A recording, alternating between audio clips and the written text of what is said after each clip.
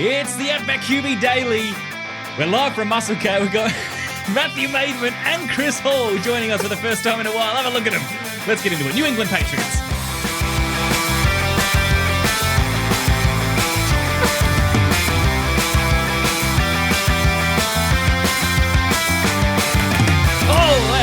Look at him go. Gee, you can tell when the cameras are off because Dos just goes mental with the animation. It is an upbeat intro, though. It is good. Compared to our normal show. Yeah, well, the normal one on the Mondays, it's more like adrenaline building, but slowly. It's like a slow, dramatic moment. And then the Wednesday show is more just regal and inspirational, but this one is just full on. Like energy. A bit of a sitcom entry. This one? Yeah, it is a bit of a 90s sitcom, isn't it? With a wacky dad and a rebellious son. And Dos is the daughter who answers back. Dos is the rebellious son. Yeah, that's right. He is when the camera's off, that's for sure. Whacking the table. But look, we are here for the season review of the New England Patriots. Now, it's a treat to have the boys on the Daily Show, especially live from Musclecat. Normally, when these boys join the Daily Show, it's via Zoom or something like that. So good to have you here, boys. Now, Dos, you were saying before you were lamenting, you weren't lamenting our sponsor, the Suburban Brews, great place, great pizza, but you maybe overindulged on the Detroit deep dish the other night when we went out because you said you were feeling a little out of whack. I felt a little full. Full. Yeah, that's it. Size of a house is where you put it on the WhatsApp. I may have had, and then we had the leftovers the next day for lunch, which tasted very good. I was disappointed. My lovely wife stole them from me. I was looking forward to them. I went to the fridge and they were gone. Okay. And it was good. The Reggie's Detroit style pizza was very good. It's the first time I've actually had a deep dish, Dos. Yeah. I mean, the last time I had it was in Detroit, so it was about 6 years ago. Humble brag.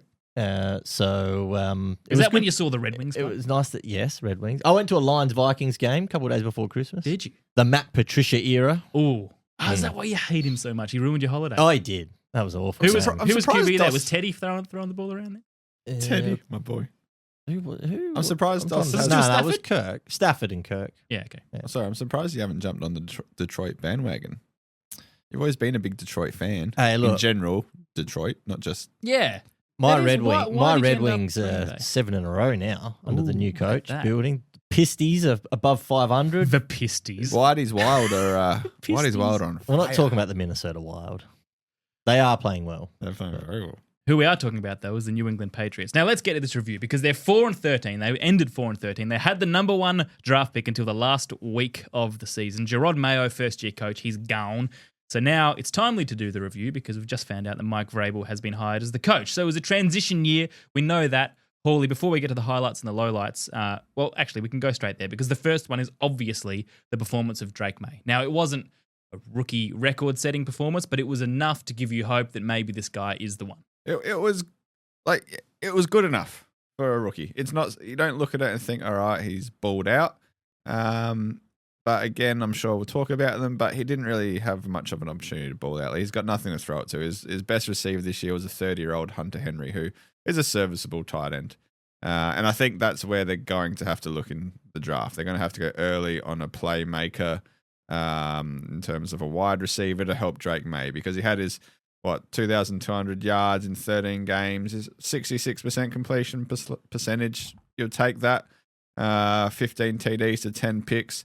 That's all stuff that you want to see improve in his second year. You want to get him those yards per game over 200. And the way that's going to work is by adding a Malik Neighbors kind of sort. You saw what he could do at the Giants with subpar quarterback play. So if they can add a playmaker like that, like a McMillan maybe, whether or not they get Travis Hunter, I'm not sure, or what side of the ball he plays. But they're the kind of guys that I hope the Patriots go after to help this offense. And it's interesting now, of course, like I mentioned, they had the number one pick. They go down to number 4. They do have a lot of areas to address, Dos. We'll get to the O-line a little later. The other highlight I had, though, was the fact that in week 1, remember week 1? Yeah, they beat the Bengals. They beat the Cincinnati Bengals 16-10 in week 1. Now, that was with Jacoby Brissett. And I was chirping because I said, Jacoby will win them a couple of games early.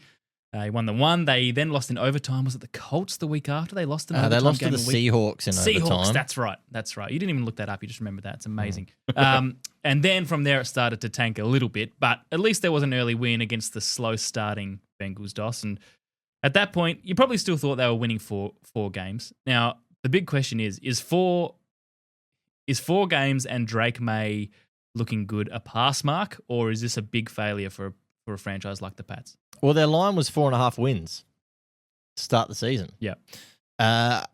What was seen as the failure, though, was on the defensive side of the ball. Yeah. Because last season, under Bill, they were pretty reasonable on the defensive side of the ball. You look at most metrics, they were top 5. That's in what some, we were hanging on top to. 10. And saying when Gonzalez gets back, they'll be amazing. Yeah. And unfortunately, they regressed significantly Yeah. on the defensive side of the ball this season. They were bad. And that's what ultimately led to Jerod Mayo, particularly in the back end of the season, Jerod Mayo getting the punt from Mr. Kraft and Mike Vrabel coming in. Obviously, a very defensive-minded head coach, but and a feisty guy who made his career on being a tough linebacker. I mean, I know Jerod Mayo was a tough player as well, but Vrabel has the record of getting perhaps more out of a team's talent than you thought he could at Tennessee. Oh, we saw what he did with Tennessee with Ryan Tannehill as his quarterback there, and obviously some of the defensive players that they had in Tennessee. They had a very good, they're a pretty solid roster. They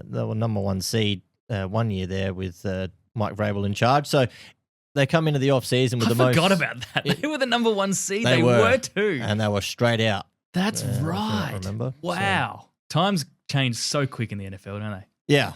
And, well, certainly does. And they also had A.J. Brown and Derrick Henry on that team. That's right. Yeah, that was the beginning of the end, wasn't it? Yeah. Okay. Well, look, let's go to the lowlights because I've got 2 of them here. You may add some more, but let's stick with just a couple. They were smashed by the Chargers, the Pats were, 40-7 at home that was bad. in Week 17, and that sealed Mayo's fate because then the other low light was despite them knowing they were sacking their coach, they then win that meaningless game.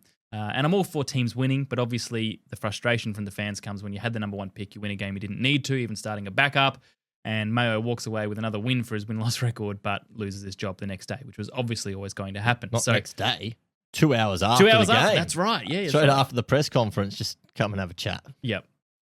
Yeah, which begs the question, why wouldn't you just do it the week before and put an interim in? If you just, he's a dead man walking regardless.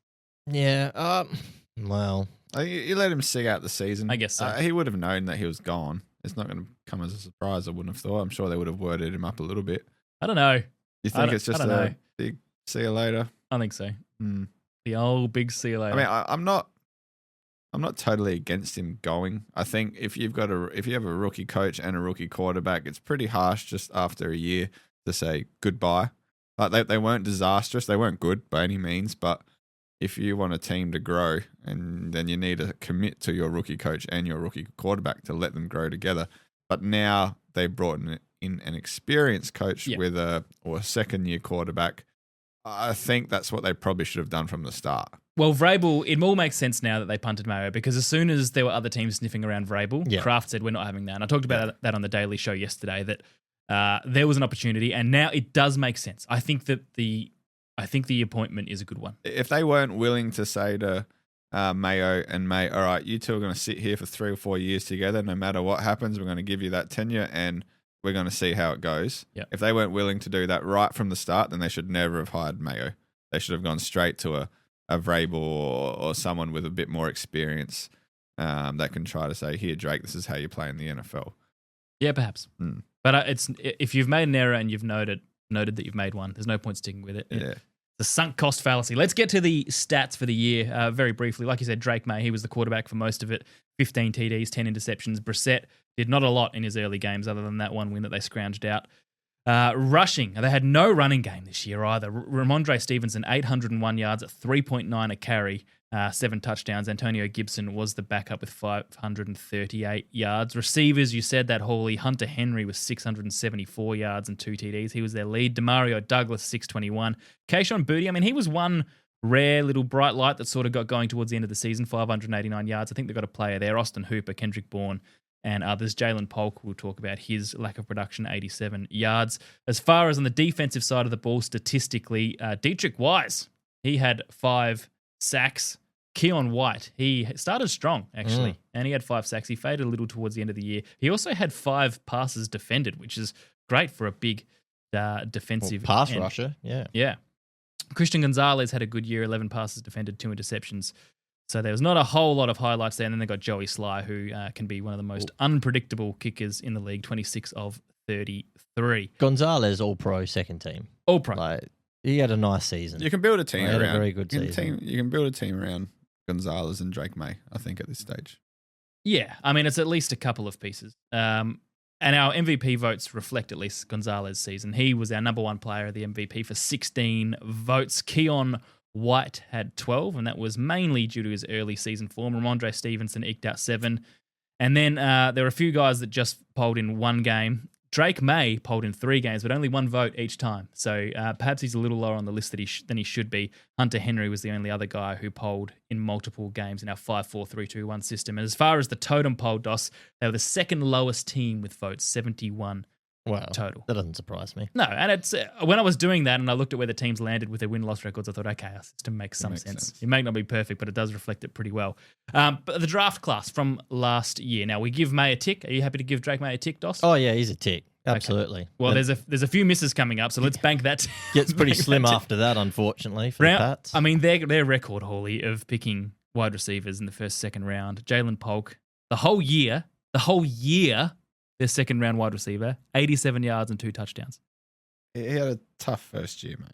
He's on the tough. He's on a similar path to our friend Double T. Taekwon. He's worse than Taekwon. Yeah, well, similar path as in he's going to be out of the building pretty soon, I think. I mean, the only other guys that played meaningful snaps, really, they're round 3 guard, and boy, does this O-line need some help. Layden Robinson, he played 600 snaps. So that's about 50 to 60% of a season across 17 weeks. He really struggled, 23 pressures, 4 sacks, 6 hits. He had a PFF rating of 43 DOS across the season, which is just brutal for a guard. Similarly, their offensive tackle, Caden Wallace, struggled as well.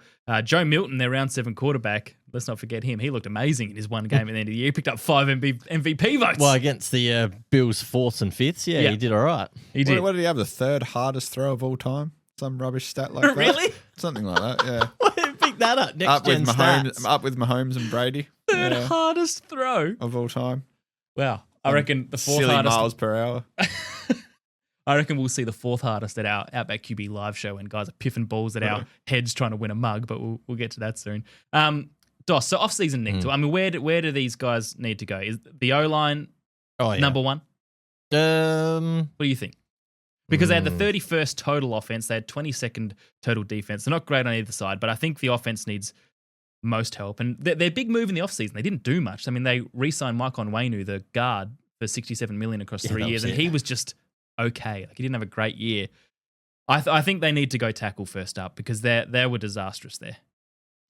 I think, yes. Look to address the O-line in free agency would be my call, Kurt. I don't know what looking at the O-line. I mean, you could go a little bit deeper into the draft. Handy, they've got their own first, their own second, which is pick 38, and then they've got 2 third-rounders. They've got their own, and then Atlanta's at pick 77. So that's nice to sort of have 5 picks in the top 104 picks, basically. Yeah. So that's nice. I think if they went tackle early, they can probably drop down a little bit. They can trade out that pick 4. Yep. Because a couple of draft boards I'm looking at, tackles are going kind of 7, 8, 9-ish. Last year was the better tackle class. Yeah. And even still, they could probably grab the 2nd or 3rd tackle off the board for, somewhere in that 10 to 15 pick range. So that I don't think it'd be worth spending pick 4 to grab. Is there a standout tackle? Well, I suppose we'll do a draft preview, but whether or not. Will Campbell, LSU, Josh Simmons, Ohio State, they're the first 2. There are 5 that PFF project to go in the first round, which isn't bad. Yeah, so I'm not sure if there's a pure standout tackle that you need to spend pick 4 on. So like Dos said, they can either address that in free agency and look at some sort of offensive weapon, or trade back and try to turn pick 4 into, like a 12 and an 18, a couple of later or mid first round picks, and address maybe a couple of spots in the draft. Well, they also, I think to your point, Dos, you need some experience there to help this because they've got young guys that are trying to hold it up at the moment. It's not working. You can't get 2 more rookies in there and expect much. I'd like to see veteran O-line in free agency. Yep. Whether you look at the interior O-line, you look at center, you look at guard, and then maybe a tackle as well. And then I think you can supplement that in the 2nd or 3rd round of the draft. Yep. But they need playmakers too. Wide receiver, tight end. I think the worst possible thing they can do is trade pick 4 out, knowing that there are playmakers available, and go to a mid-first and then end up taking a wide receiver in the 2nd round. And I just have this horrible, horrible feeling that something silly like that is going to pop up. So they could get McMillan. They can take McMillan. Or Yeah, it depends where everyone goes. Obviously, you've got Cam Ward, Travis Hunter is one that will probably go early. Sanders, I guess, will be there. And then I think McMillan's that number one guy that will come off the board in terms of pure wide receiver, because Hunter's the guy that's he's the we unknown, don't even the know where he's hybrid. going to play. He's going to get drafted as an athlete. And if he comes out and says, hey, I can play 75% of snaps at wide receiver and corner, then if he's available, then Patriots need to take him, because they could probably use 2 for 1. Oh, I was just saying, like the big talking point is because the Patriots have 133 million in cap space coming into this free agency off season, is the talk on T. Higgins. Now, he doesn't want to leave Cincinnati, so he says, but I think the Patriots will come hard with a significant offer. And if you do there. that with the cap space, that frees up your draft to address other areas. I think the problem with the Pats is, are they a destination wide receivers want to go to at Well, the moment? 'Cause I know it's better with Vrabel there, I can tell you. Yeah, well, you know, And Drake May. Yeah, and Drake May now, because I think they put some good money in front of Brandon Ayuk last year, and he knocked it back. But obviously, he was playing with a first-year rookie quarterback. Drake's obviously shown a bit now. They've brought in a head coach who has proven to be successful, so they might be able to track the T. Higgins. Or is it even worth going after a Tyree Hill or someone like that who's older, who's probably only got a year or two left in him, just to fill that void for, a couple of years and help Drake? And maybe if you do draft a young receiver, then you pair him up with Tyreek Hill. I'm not sure whether I'd be bringing him in culturally. I think I'd look elsewhere, to be honest. But I take your point that they need some established talent and an ability to make some plays at that position. Yeah, I mean, looking at the wide receiver class outside of T. Higgins, from a free agency perspective, it's pretty thin. Like, you're looking at a lot of veterans here that I don't think you would bought. Like, Chris Godwin's there as one. But you're not going to take that injury bill. And then you've got Hollywood Brown, Amari Cooper, Keenan Allen, DeAndre Hopkins, Josh Palmer, Stephon Diggs, Deontay Johnson, and Elijah Moore. So from a free agency perspective, outside of T. Higgins, you're probably not looking at wide receivers. To be you're honest, looking to the draft. I think it's worth taking 1 or 2 of those guys on a real cheap contract for a year. Just sit them there and they play, Hopkins or someone like that sits in for 50, 60% of snaps just to be that locker room guy. They need the experience on that offense. They do need a bit. We'll leave it there. O-line, wide receiver. I mean, they need a running back too, but that's a luxury position. We always say that. They need a tight end, but they need some interior D-line help as well. So bit to happen in the offseason for the Patriots. We'll see you back here tomorrow.